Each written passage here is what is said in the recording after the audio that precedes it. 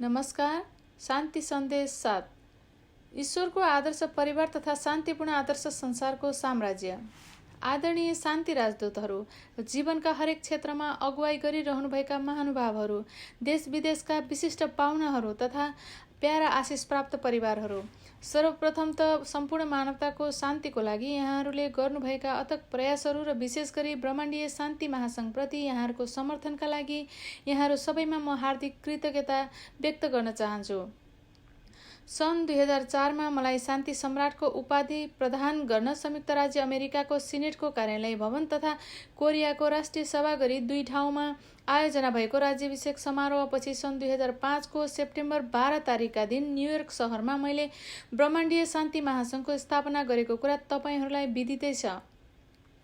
यिनै विजयको आधारशिलामा खडा भएर सन् 2006 जुन तारिकमा हामीले चङ्गिलकुक शान्ति दरबार प्रवेशको समारोह आयोजना गरेर स्वर्ग तथा धरतीका शान्ति सम्राट तथा सम्राज्ञीको रूपमा सच्चा पितामाता श्रीको राज्याभिषेक समारोह सुसम्पन्न गर्यौं। यी सबै पृथ्वीमा साक्षात स्वर्गीय अधिराज्य अर्थात् चङ्गिलकुकको स्थापनाको दिशामा चालिएका कदमहरू थिए। महिला तथा सज्जनवृन्द, ब्रह्माण्डीय शान्ति महासङ्घको समुद्घाटनपछि म विश्वभर सम्बोधन भ्रमणमा निस्किएर 120 राष्ट्रमा पुगेँ। त्यो पहिलो विश्व भ्रमणको विजयको उत्तराधिकार ग्रहण गरेर मेरी धर्मपत्नी डाक्टर हाक्चा हानमुन 180 देशको सफल यात्रा सुसम्पन्न गर्न निस्किन्। सच्चा पिताश्रीको हैसियतले ईश्वरीय सन्देश सम्प्रेषण गरिन्। विगत 6 महिनाको अवधिमा यो भ्रमणले उनलाई करिब करिब सम्पूर्ण संसारभर पुर्यायो। यो भ्रमण मार्फत उनी र हाम्रा सुपुत्रहरूले एकसाथ काम गरेर आमा छोराको सहकार्यको दैनिक विधान पूरा गरे। सच्चा सन्तानको साथ पाएकी सच्चा माताश्रीको रूपमा उनले शान्ति सन्देश घोषणा गरेर त्यसको साथसाथै विश्व शान्ति आशिष प्रदान समारोहको औपचारिक शुभारम्भ गरिन्। उनले पहिलो मानव परिवारको जननी इभले गुमाएको वंश तथा केन र एभलको एकताको प्रभुत्व पुनस्थापित गरेर ईश्वरमा पुनः समर्पण गरिन्। महिला तथा सज्जनवृन्द, यस वर्षको अगस्त 20 का दिन म अमेरिकाको दानवरी कारागारबाट छुटेको 21औं वर्षगाँठ थियो। मैले आफ्नो जीवनकालमा 6 पटकसम्म भोगेको अन्यायपूर्ण कारावास मध्ये यो मेरो अन्तिम कारावास थियो। मेरो त्यस दिनको रिहाईले विश्वव्यापी स्तरको कारावासमाथिको विजय तथा मुक्ति एवं पूर्ण स्वतन्त्रताको प्रभुत्वको उपलब्धि हासिल गरेको कुरालाई सङ्केत गर्दछ। त्यस महत्त्वपूर्ण दिनलाई हर्षोल्लासले मनाउन र भर्खरै विश्वव्यापी सम्बोधन भ्रमण पूरा गरेर फर्केकी मेरी श्रीमतीलाई बधाई ज्ञापन गर्न मैले कोरियामा एउटा विश्व स्तरको शान्ति सम्मेलन आयोजना गरेँ। उक्त सम्मेलन 120 राष्ट्रहरूका 12 लाख शान्तिदूतहरूको प्रतिनिधित्व गर्दै 30,000 भन्दा बढी नेताहरू भेला भएर विश्व शान्ति साकार पार्ने हाम्रो सङ्कल्प सुदृढ गरेका थिए। त्यो दैविक विधानको कार्य सफलपूर्वक सुसम्पन्न भएको आधारशिलामा अहिले म सच्चा परिवारका 3 पुस्ताहरूका साथ त्रैलोक्य शान्ति सम्राटको हैसियतले यो सन्देश घोषणा गर्न विश्वका हरेक कुना कुनामा भ्रमण गर्दैछु। यसमा स्वर्गको आगमन पश्चातको युगमा ईश्वरले मानव जातिको लागि पठाउनु भएको स्वर्गका रहस्यहरू समावेश छन्।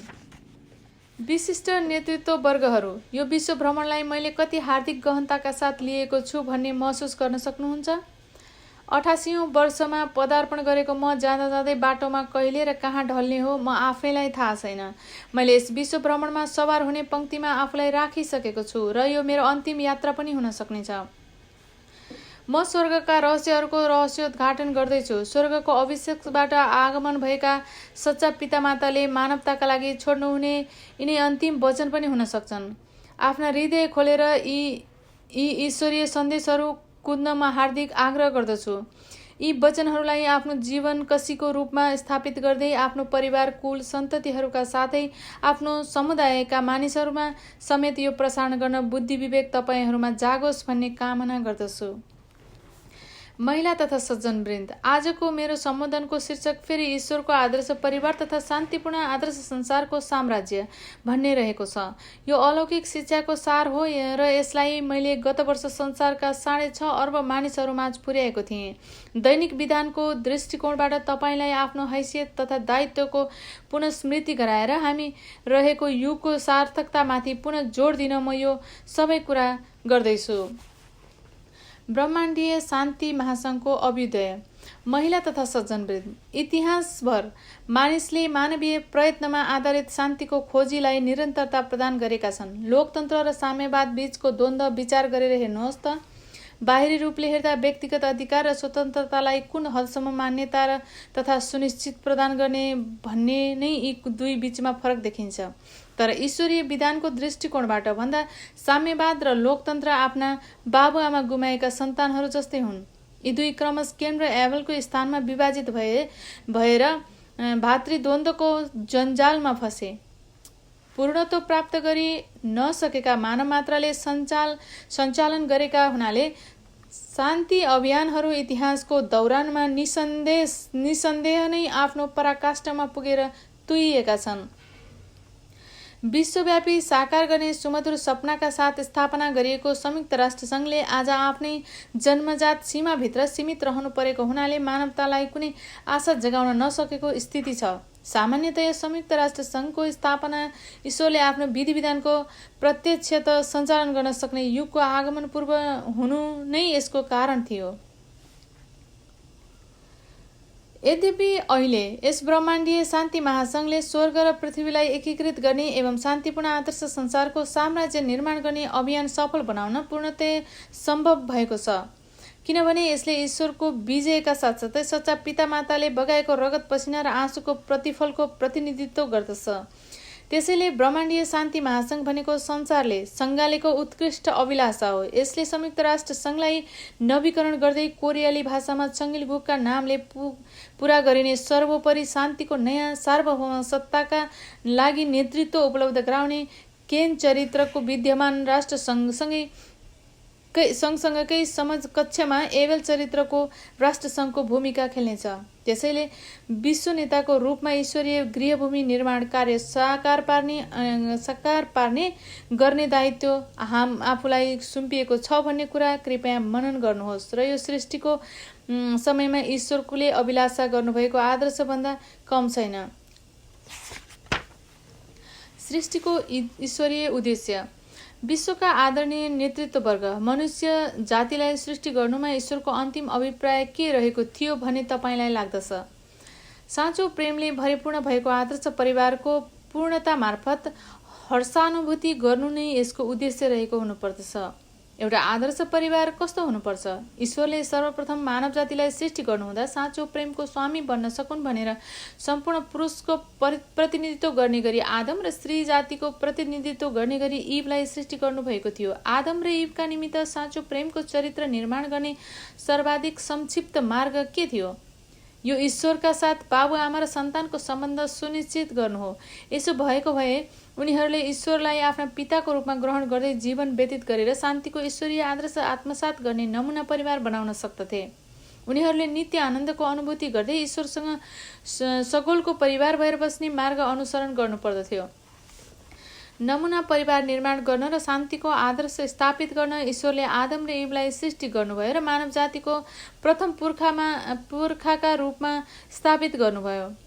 साँचो प्रेम, सत्य जीवन र पवित्र वंश मार्फत उनीहरूलाई आफूसँग जोडेर आफ्ना सुपुत्र सुपुत्रीको रूपमा उनीहरूलाई हुर्काउने कार्यमा ईश्वरले आफूलाई पूर्ण रूपमा समर्पित गर्नुभयो।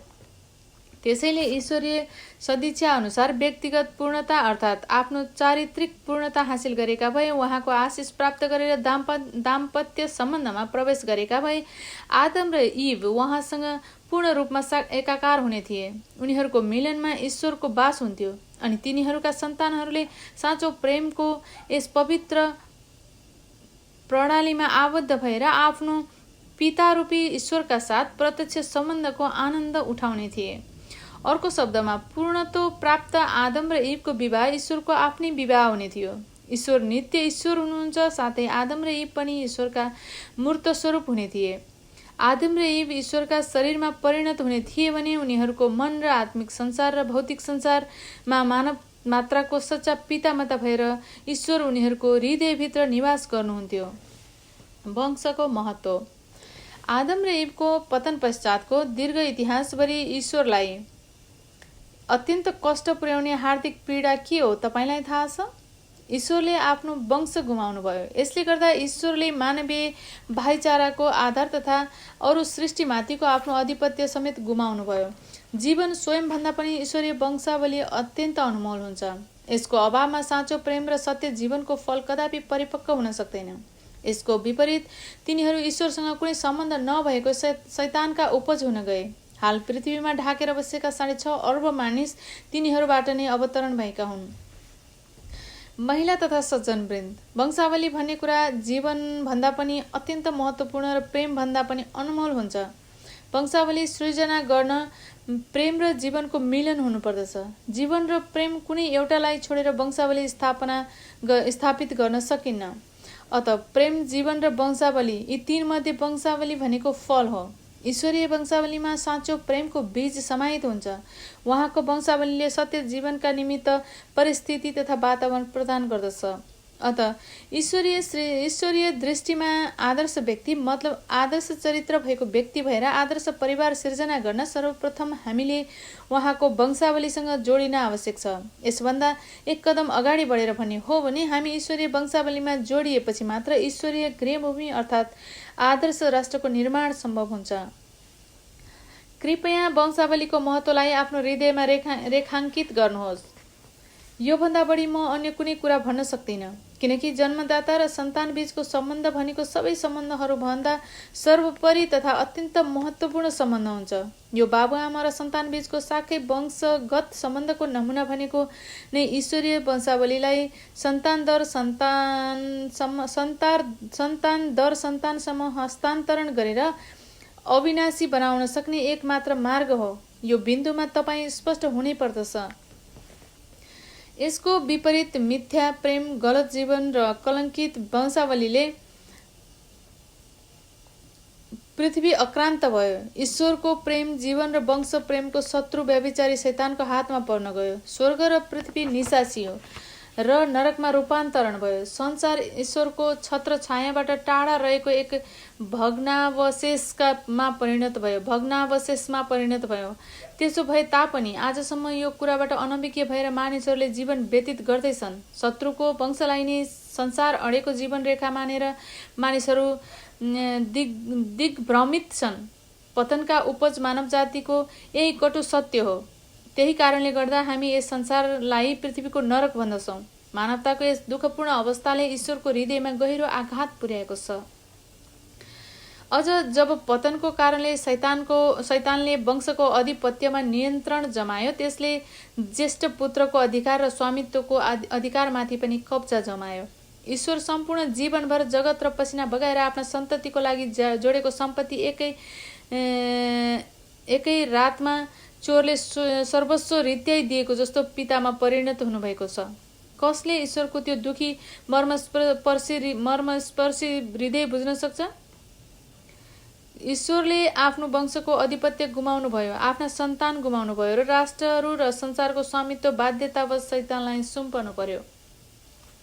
आफ्नो वंश र स्वामित्वको अधिपत्य, ज्येष्ठ पुत्रको अधिकार पुनः हासिल गर्ने एउटै मात्र उपाय भनेको शैतानमाथि स्वाभाविक रूपमा अधिपत्य जमाउनु अथवा शैतानलाई स्वेच्छाले आत्मसमर्पण गर्न लगाउनु हो।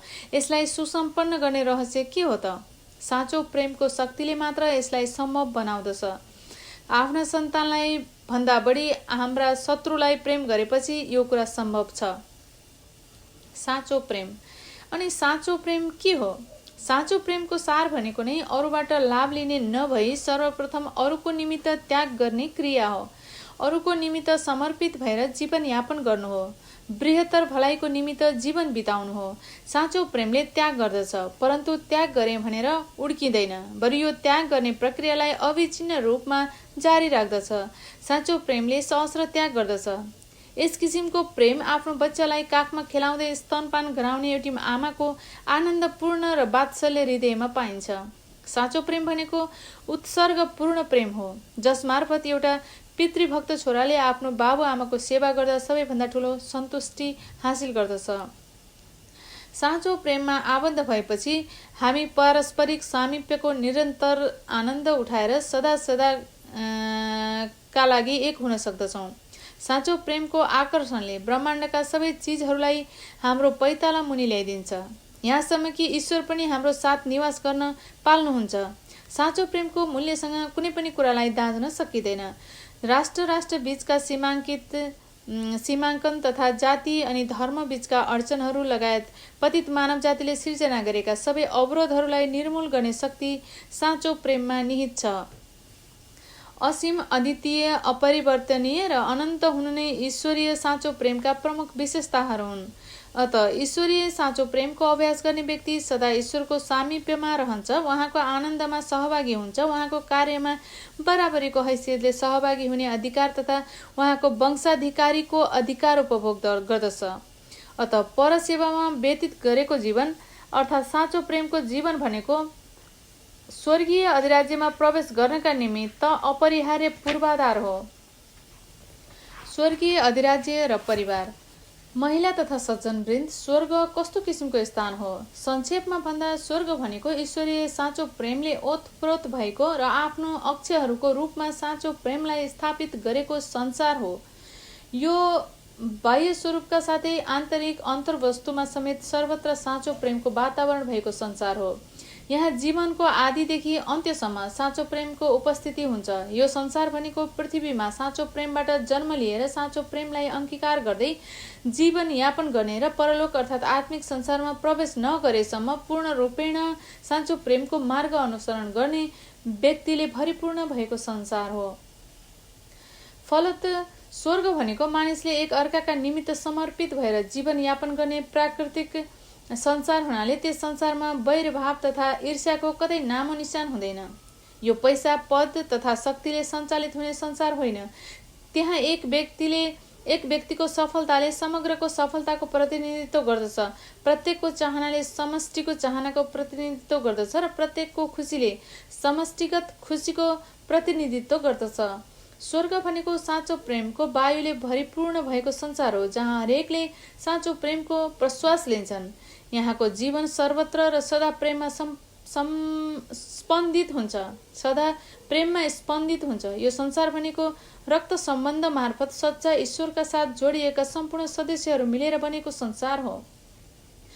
यो ठाउँ भनेको हाम्रो शरीरमा अवस्थित रहेका जीवकोषहरू जस्तै त्यस समग्र संसार र त्यसका सबै नागरिकहरू परस्पर एक अविभाज्य नातामा गाँसिएर रहने संसार हो। यो संसारमा केवल साँचो प्रेमको साम्राज्य हुन्छ, त्यो भनेको ईश्वरीय विशिष्ट गुण हो। अतः ईश्वर स्वयं पनि साँचो प्रेमका निमित्त अवस्थित हुनुहुन्छ। महिला तथा सज्जनवृन्द, अब तपाईले पूर्ण रूपले साँचो प्रेममा समर्पित जीवन व्यतीत गर्नुपर्दछ। के तपाईँ ईश्वरलाई आदम र इवले भन्दा बढी प्रेम गर्न सक्नुहुन्छ? के तपाईँ ईश्वरलाई जिससले भन्दा बढी प्रेम गर्न सक्नुहुन्छ? साँचो प्रेमलाई पूर्ण रूपले सार्थक बनाएर तपाईले आफ्नो मन र शरीरलाई पूर्ण रूपले एकाकार गर्नुपर्दछ। तपाईले आफ्नो वरिपरिका हरेकसँग साँचो प्रेमको सम्बन्ध स्थापित गर्नुपर्दछ। यसलाई अर्को तरिकाले भन्दा तपाईले बाजे बजे, बाबुआमा तथा सन्तानहरू गरी 3 पुस्ताहरू साँचो प्रेममा सँगसँगै रहेको साँचो परिवार पृथ्वीमा पूर्ण गर्नुपर्दछ। यो तपाईँ यस पृथ्वीमा नै पूरा गर्नुहोस्। त्यसो भएमा मात्र तपाईँ स्वर्गमा प्रवेश गर्न योग्य हुनुहुन्छ। सौहार्दतापूर्वक रहेका 3 पुस्ताहरूको एकै परिवार। तपाईले पूर्णत्व हासिल गर्ने आदमको स्थानबाट गुमेको मौलिक परिवारको खोजी गर्नुपर्दछ। त्यो भनेको पूर्णता प्राप्त जिसस तथा दोस्रो आगमनका भगवानको पूर्णताको प्रतिनिधित्व गर्ने स्थानबाट हो। त्यस प्रारम्भिक बिन्दुबाट हामी ईश्वर पनि वास गर्नु हुने परिवार स्थापना गर्न सक्दछौँ। यस्तो परिवार भनेको बाजे बजेहरूको पुस्ता, बाबुआमाहरूको पुस्ता र सन्तानहरूको पुस्ता गरी 3 पुस्ताहरूको सौहार्दतापूर्ण मिलन भएको परिवार हो।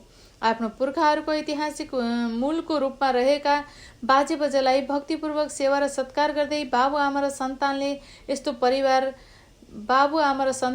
परिवारमा रहनु पर्दछ। महिला तथा सज्जनवृन्द, परिवारले सौहार्दपूर्वक एकसाथ मिलेर बस्ने पद्धति बसालेको हुन्छ। यो नै शान्तिपूर्ण आदर्श परिवारको निमित्त नमुना हो।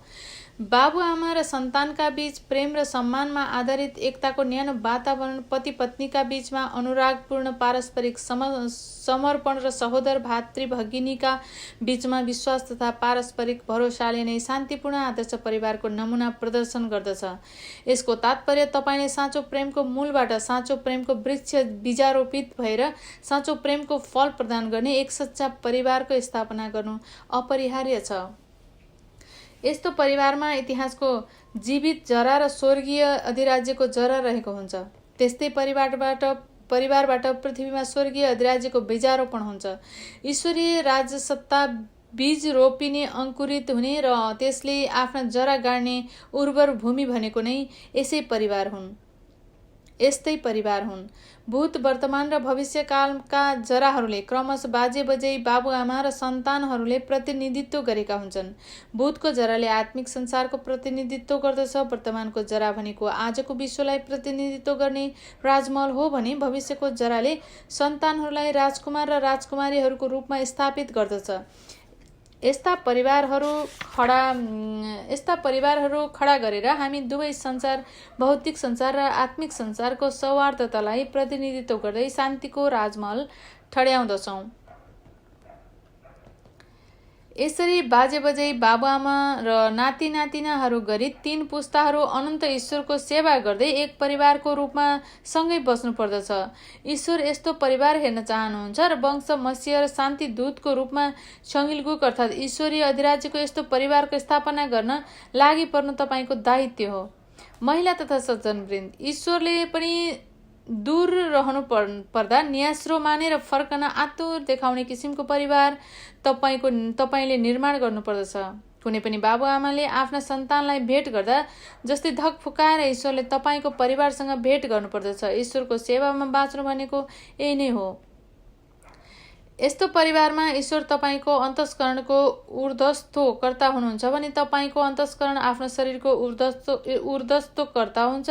यसरी ईश्वरसँगको एकताले तपाईँको मन र शरीरबीच पनि एकता कायम हुन्छ। त्यस्तो ऊर्ध्वस्त अक्ष कायम गर्न सक्ने परिवारका सदस्यहरूले वात्सल्य प्रेम, दाम्पत्य प्रेम, सन्तानोचित प्रेम तथा भातृत्व प्रेम गरी हृदयका 4 महान क्षेत्रलाई पूर्णता प्रदान गर्न सक्दछन्।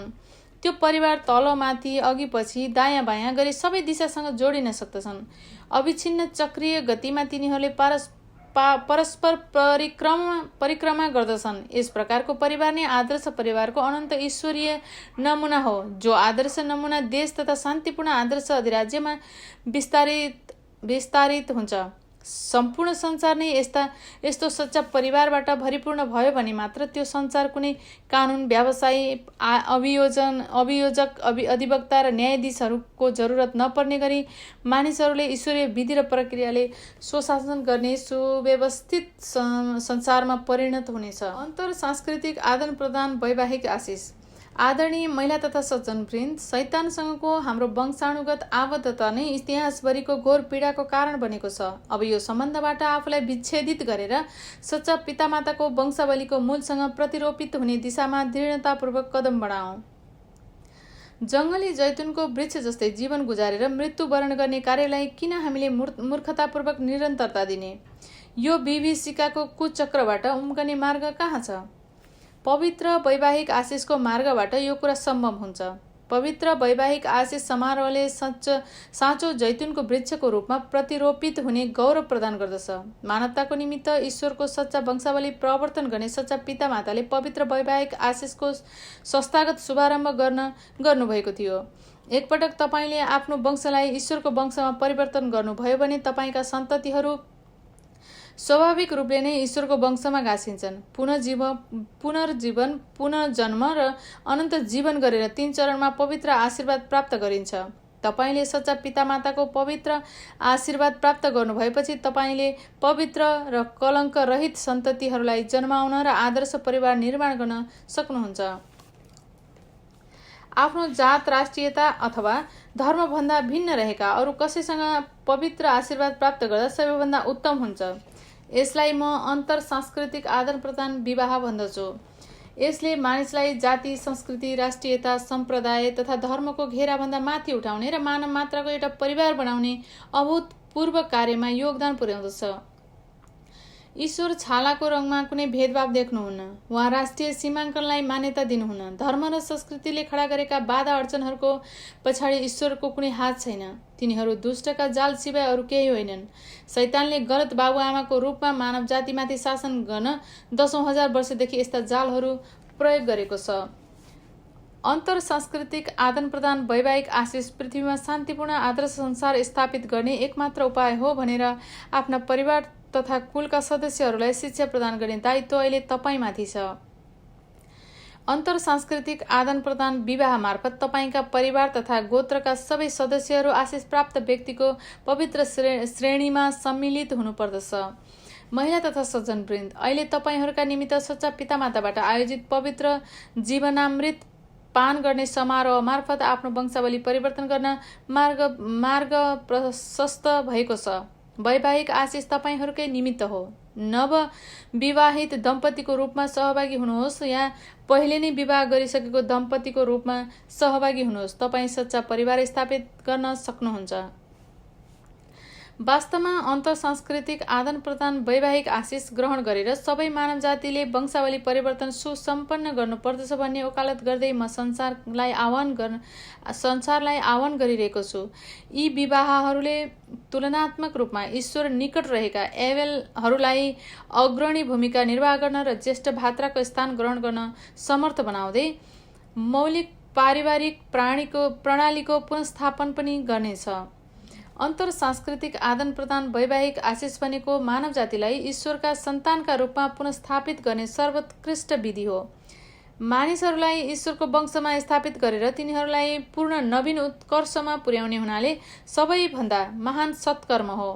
यो सम्पूर्ण वैरभावका कडीहरू विच्छेदित गर्ने पुण्य कर्म हो।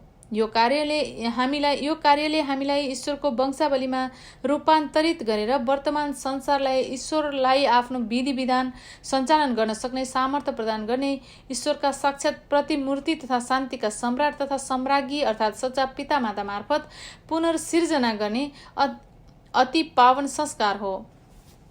सच्चा पितामाताको शान्ति अभियान। मैले आफ्नो जीवन परोपकारमा बाँच्ने जीवन मार्गको शिक्षा प्रदान गर्न समर्पण गरेको छु। यो भनेको नै साँचो प्रेमको अभ्यास हो। यो मूलभूत सिद्धान्त भएकोले यो व्यक्तिमा मात्र लागू हुँदैन, परिवारदेखि समाज हुँदै राष्ट्रसम्मको सबै तहहरूमा लागू हुन्छ। यस परिप्रेक्ष्यमा साँचो अर्थमा मैले दैविक विधान अनुरूप निर्माण गरेको आफ्नो क्रान्तिकारी परियोजनालाई म यहाँ दोहोऱ्याउन चाहन्छु। शान्ति र मानवताको भलाइका निमित्त तथा ईश्वरको पितृभूमि एवं मौलिक गृहभूमि निर्माणका निमित्त म वेरिङ स्टेटमा वारपार गर्न एउटा सुरुङ बनाउने प्रस्ताव गर्दछु, किनकि यो पूर्व पश्चिम तथा उत्तर दक्षिण गरेर शैतानले विभाजन गरिराखेको ऐतिहासिक विभाजनको बाँकी अंश हो र यसले उत्तरी अमेरिका र रुसको भूभागलाई अलग्याएको छ। यस मार्गलाई म विश्व शान्तिको राजकीय पुल सुरुङ भन्छु र यस पुलले एउटा अन्तर्राष्ट्रिय राजमार्ग प्रणालीलाई जोड्नेछ, जसको सहायताले मानिस जमिन भएर अफ्रिकाको केप अफ गुड होपबाट चिलेको सान्टियागो तथा लन्डनबाट न्युयोर्क जान सक्दछन्। यसरी विश्व एउटा समुदायको रूपमा जोडिन जानेछ। शान्तिपूर्ण आदर्श संसारको साम्राज्यको आगमन।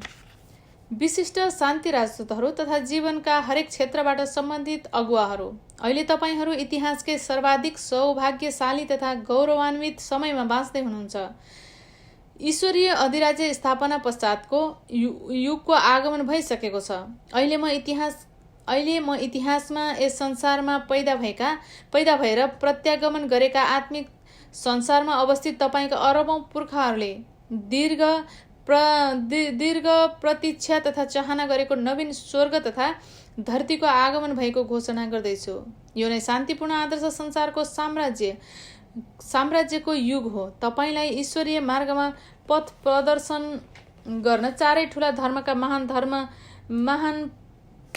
प्रवर्तकहरू र तपाईँका अरबौं सच्चा पुर्खाहरू पृथ्वीमा अवतरित भइसकेका छन्।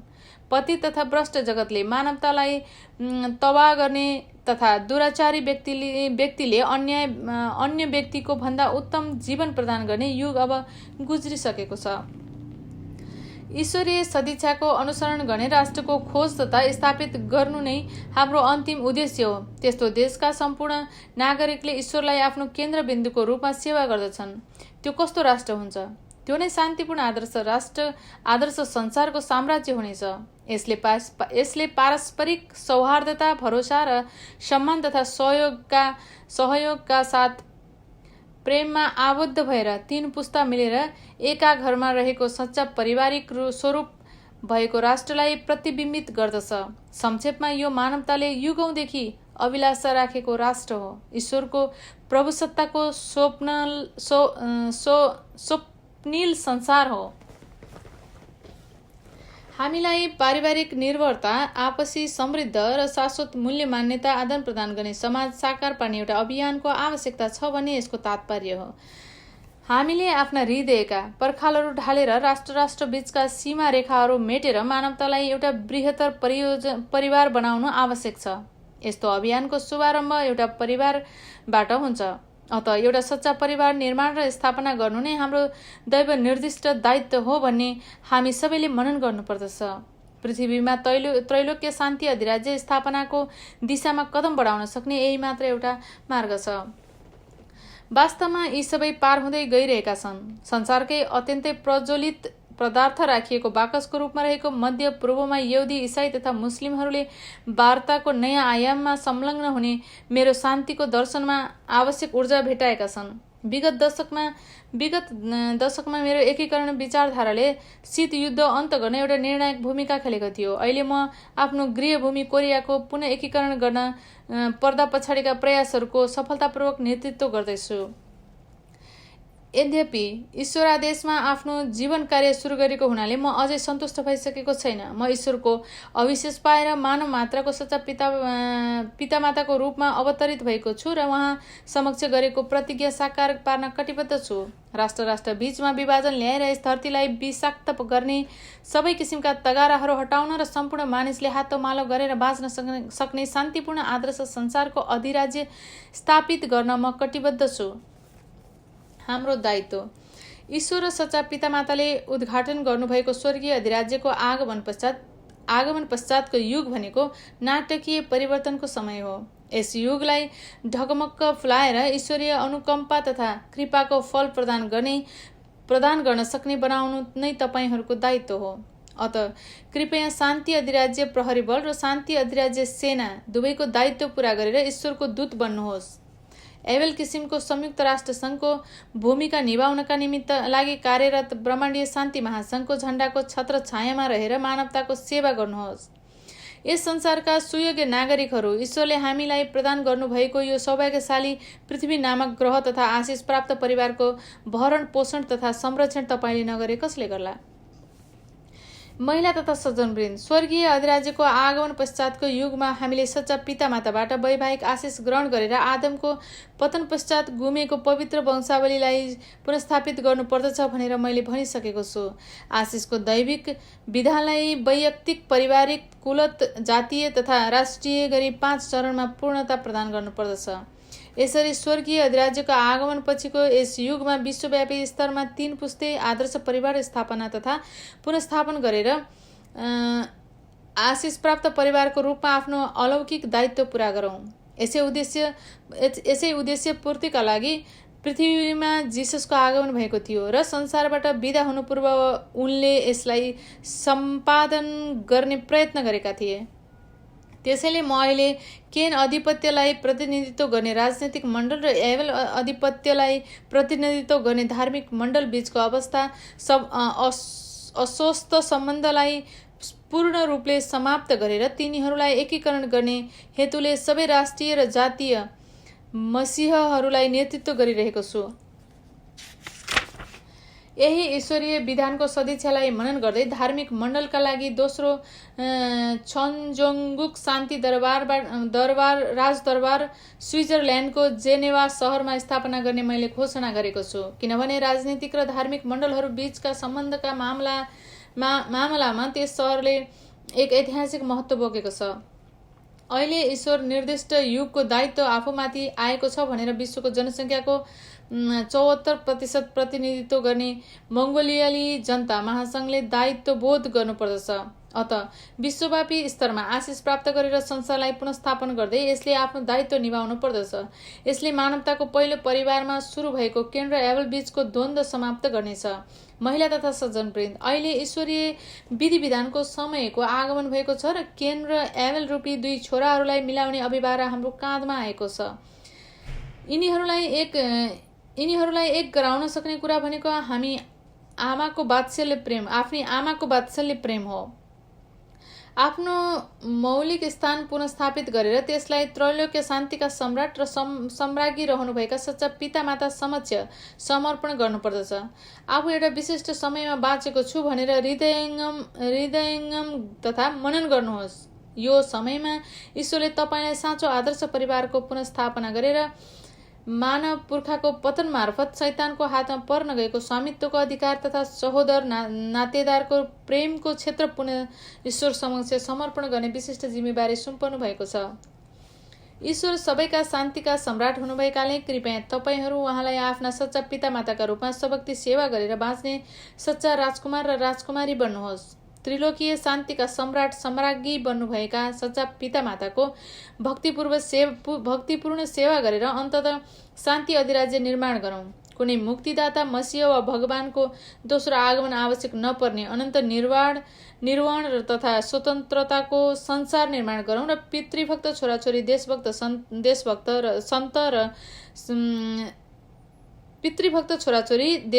सन्त र ईश्वरका महात्मा छोराछोरीको कर्तव्यनिष्ठ पारिवारिक मार्ग पूरा गरौँ।